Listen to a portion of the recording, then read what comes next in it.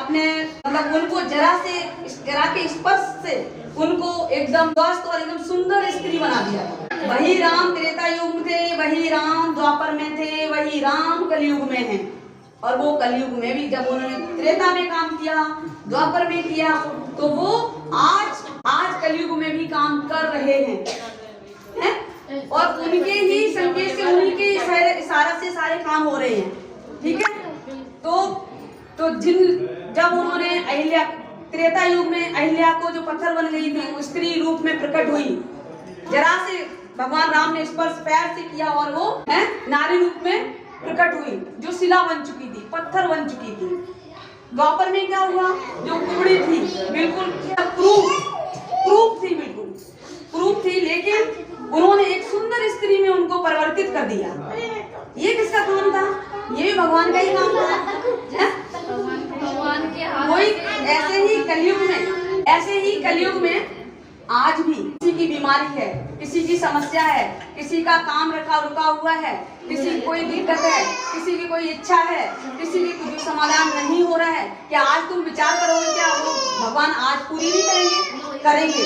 तो अपने मन में विचार करो, आंख बंद करो और सोचो कि मेरी ये इच्छा अगर भगवान की उपस्थिति है तो पूरी ही होगी 101% गारंटी से, और तुम गवाही दोगे कि हमारी पूरी हुई। तो आप इस चीज के लिए आप 2 मिनट के लिए आंख बंद करिए और विचार कीजिए, जो भी तुम्हारी इच्छा है अपने मन में विचार रखिए, हमें नहीं बताइए कि ये है वो है, अपने मन में रखो। और जो आपके इष्ट हैं, आप जिसको भी मानते हो, हम ये नहीं कह रहे कि जो भी एक ही भगवान है, वो चाहे उनके रूप अनेक हैं, वो अनेक अवतारों में आए हैं, वो कौन सा अवतार गिनोगे आप? एक ही थे वो, उनका कोई रूप रंग नहीं है, वो निराकार प्रभु है, निराकार, जो साकार रूप में आता है।